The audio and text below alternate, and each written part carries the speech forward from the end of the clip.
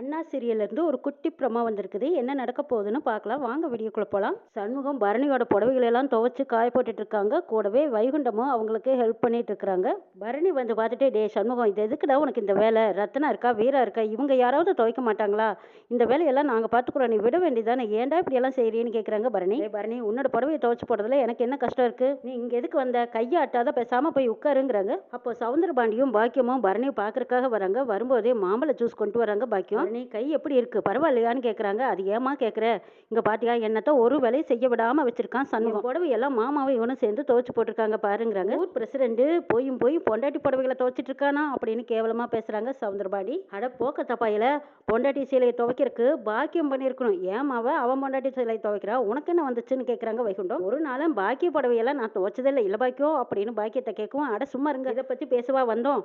பரணி, நீ கையோடைஞ்சு கிடக்குற, வா நம்ம வீட்டுக்கு போலாம். இங்க இருந்து நீ கஷ்டப்படுறத விட நான் அங்க உன்னை நல்லா பாத்துக்கிறேன் வான்னு கூப்பிடுறாங்க பாக்கியம். உன்னை விட 5 மடங்கு சண்முகம் நல்லா பாத்துக்கிறான். நான் இங்கேயே இருக்கேன், நான் எங்கேயும் வரலைங்கிறாங்க பரணி. இதை பாருல பரணி, அவனை மட்டும் நீ நம்பிடாத. அவன் நீ அமெரிக்கா போகக்கூடாதுன்னு தான் சோனியம் வச்சு உன்னோட கையெலும்ப உடச்சு விட்டுருக்கான். அதை ஞாபகத்துல வச்சுக்கோங்கிறாங்க சவுந்தரபாண்டி. அப்ப அந்த பூஜைக்கும் சண்முகத்துக்கும் எந்த சம்மந்தம் இல்லை, அதை முதல்ல புரிஞ்சுக்கோங்க. அந்த பூஜையை ஆரம்பிச்சதே இதோ நினைக்கிறாரு மாமா, இவர் வேலைதாங்கிறாங்க பரணி. நான் அமெரிக்கா போய் படிக்கணுங்கிறதுக்காக சண்முகம் ரொம்ப தீவிரமா என் மேல கவனமாவும் அக்கறையாவும் என்ன பாத்துக்கிறான் தெரியுமா. நீங்க யார் என்ன சொன்னாலும் சரி, ஆனா சண்முகம் கண்டிப்பா என்ன அமெரிக்கா அனுப்பி வைப்பாங்கிற நம்பிக்கையில சொல்லிட்டு இருக்காங்க பரணி. இதை கேட்ட சவுந்தரபாண்டிக்கு அதிர்ச்சியா இருக்கு. நாம ஒரு கணக்கு போட்டா அது ஒண்ணு நடக்குதே. இந்த வெறுமைய சண்முகத்தையும் நம்ம பொண்ணு பரணியும் பிரிச்சிடலாம்னு பார்த்தோம். இப்ப இவனே அனுப்பி வச்சான்னா பரணி இவனை வெறுக்க மாட்டாளே, இப்ப என்ன செய்யலாம்னு யோசிக்கிறாங்க சவுந்தரபாண்டி. பரணி வரலன்னு சொன்னதும் சவுந்தரபாண்டியும் பாக்கியமும் திரும்ப வீட்டுக்கு போறாங்க. போனதும் பாண்டி அம்மா கிட்ட கலந்து பேசுறாங்க சவுந்தரபாண்டி. ஓஹோ, அந்த வெறுமைய சண்முகம் உன் பொண்ணை தலை மேல தூக்கி வச்சு தாங்குறானோ?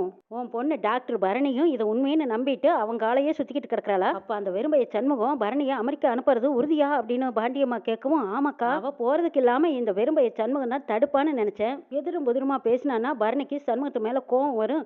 வேண்டா வெறுப்பா பேசாம கிடப்பாங்கன்னு பார்த்தா இப்ப இவனே அனுப்பி வைக்கிறதா அவளே பெருமை பிச்சுக்கிறா. இதுக்கு என்னக்கா செய்யலான்னு சவுந்தரபாண்டி கேட்கவும், டேய் சவுந்தரம், அந்த வெறுமைய சண்முகத்தை மட்டும் நிம்மதியா இருக்க விடக்கூடாது. அதுக்கு நீ என்ன பண்றேன்னா, இந்த ஆளாக்கு நொசுக்கிய நம்ம மறுபடி பார்த்துக்கலாம். இருக்காளே ரத்தனா, அவ வாழ்க்கை தானே இப்ப புஸ்ஸும் புஸ்ஸுன்னு காத்தா ஊதிக்கிட்டு இருக்குது. ரெண்டுங்கட்டா வாத்தி எங்கேயோ சுத்திக்கிட்டு இருக்கான்னு கேள்விப்பட்டேன். அவனுக்கு நீ சாவிய கொடு, எல்லாம் சரியா இருக்குங்கிறாங்க பாண்டியம்மா.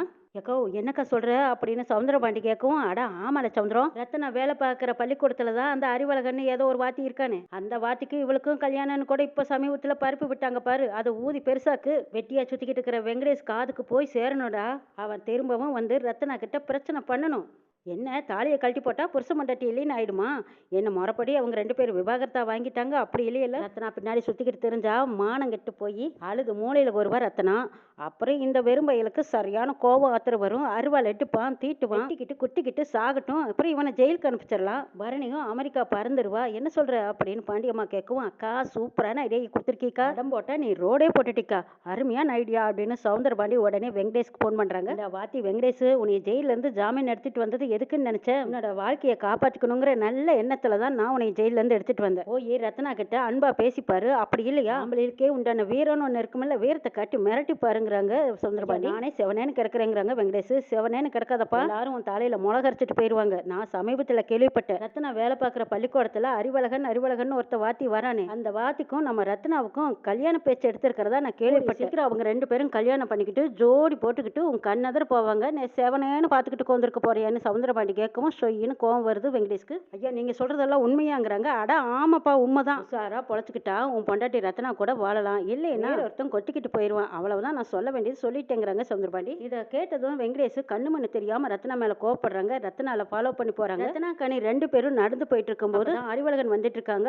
அறிவழகனை பார்த்ததும் ரத்னா சொல்றாங்க, கையில வச்சிருந்த ஏதோ ஒரு கொஸ்டின், அதை பிரிண்ட் அவுட் எடுத்துட்டு வரீங்களான்னு கேட்கறாங்க. கொடுங்க டீச்சர், வர வரையில தானே பிரிண்ட் ஆஃபீஸ் இருக்கு, நான் போய் எடுத்துட்டு வந்துடுறேன்னு சொல்லி அறிவழகன் அவங்க கிட்ட இருந்து ஒரு கொஸ்டின் பேப்பர் கொடுக்குறாங்க. அறிவழகனும் அதை வாங்கினதும் பாக்கெட்ல வச்சுக்கிறாங்க. சரி ரத்னா டீச்சர், நீங்க 2 பேரும் ஸ்கூலுக்கு போங்க, நான் பிரிண்ட் எடுத்துக்கிட்டு வந்துடுறேன்னு சொல்லி அறிவழகன் அதை வாங்கிட்டு போறாங்க. ரத்னாவையும் கனியும் பார்த்துக்கிட்டு இருந்த வெங்கடேஷ் ஆட்டோ விட்டு இறங்கி வந்ததும், ஏண்டி அறிவழகனோட ரோட்ல கொஞ்சம் குழாவிக்கிட்டு இருக்கிறியான்னு கேட்கறாங்க. அடைச்சி வாய மூட, இதை பத்தி பேசுறதுக்கு உனக்கு எந்த அருகதையும் இல்லைன்னு சொல்றாங்க ரத்னா. கட்டின தாலியை அவுத்து வீசிட்டா நீ என் பொண்டாட்டி இல்லைன்னு ஆயிடுமா, உன்னை சும்மா விட மாட்டேன்டி அப்படின்னு சொல்லி ரத்னா கையை பிடிக்க போறாங்க. நான் திமிரிக்கிட்டு போகும்போது அப்ப ரத்னா கையை பிடிச்ச கையை கனி பிடிச்சு கடிச்சு வைக்கிறாங்க. கனி நறு நறுன்னு கையை பிடிச்ச கடிச்சதும் வெங்கடேஷ் வெறியோட துரத்த ஆரம்பிக்கிறாங்க. நான் அங்க இங்க தப்பிச்சு ஓடுறாங்க. பின்னாடியே கனியும் அக்கா அக்கான்னுகிட்டு போகும்போது கனியை வெறியோட இழுத்து பிடிச்சுக்கிறாங்க வெங்கடேஷ். ரத்னா, நான் சொல்றத நல்லா கேட்டு அறிவழகனா, உன் பள்ளிக்கூடத்துல இருந்து எப்ப வேலையை விட்டு தூக்குறியோ அப்பதான் இந்த கனியை விடுவேன்னு சொல்லி கனியை தரன்னு இழுத்துட்டு ஆட்டோல கூட்டிட்டு போறாங்க. அக்கா காப்பாத்து காப்பாத்துன்னு சத்தம் போட்டுட்டு இருக்காங்க. ஆமா வாடி அப்படின்னு சொல்லி கனியை அரைஞ்சு கூட்டிட்டு போறாங்க வெங்கடேஷ்.